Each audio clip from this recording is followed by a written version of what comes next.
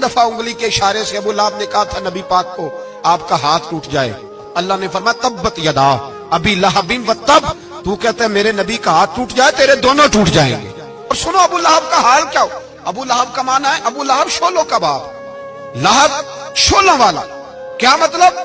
अबू लहब इतना हसीनो जमील था कि उसके जो रुखसार थे शोलों की तरह चमका करते, इतना खूबसूरत था, लाल सुर्ख रंग था, खूबसूरत आदमी। अरब में जब गुर्बत थी तो इसके घर में उस वक्त भी 2 ईंटें सोने की थी। इतना मालदार आदमी और सरदार था सारे मक्के का, लेकिन नबी पाक की बेअदबी की। तुम्हें पता ही नहीं कि रब दुनिया में सबसे ज्यादा नाराज ही उससे है जो उसके रसूल का बेअदब है, सबसे ज्यादा नाराज ही उसी से। अबू लहब ना गया बदर के मौके पर, डर गया, कहने लगा मैंने नहीं जाना, मक्के में रह गया, ना गया जिहाद के लिए, मुसलमानों के खिलाफ ना निकला।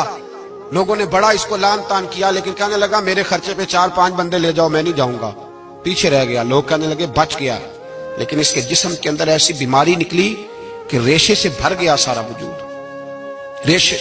इसके बच्चों ने ले जाके अबू लहब को पीछे एक हवेली थी मक्के के बाहर, उसमें बंद कर दिया। चीखता था, चिल्लाता था, बंद कर दिया उसको ले जाके वहां पीछे। और जब उसको बंद कर दिया कमरे में तो चिल्लाता था, चीखता था, कोई मुझे बचाओ, कोई पानी पिलाओ। दरवाजा तोड़ के बाहर निकला तो चौक में मर गया अबू लहब। इतनी बदबू आती थी कि कोई करीब नहीं जाता था।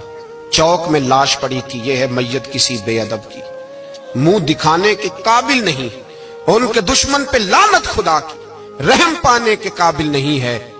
चौक में लाश पड़ी है, तब्बत यदा अबी लहबिन व तब, चौक में पड़ी हुई है, कोई करीब नहीं जाता। उसके बेटों से लोग जाके कहने लगे तुम्हारा बाप था, शर्म करो।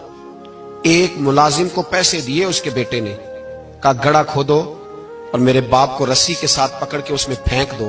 एक गड़ा खोदा मक्के की गली में और रस्सी के साथ पकड़कर, रस्सी के साथ बांध कर उसकी टांग को घसीट कर उस गड़े में डाल दिया, ऊपर से मिट्टी डाल दी, बदबू का वो ढेर बंद कर दिया। अबू लहब मक्के का सरदार था, पर जाने कहां मरदूद दफन है।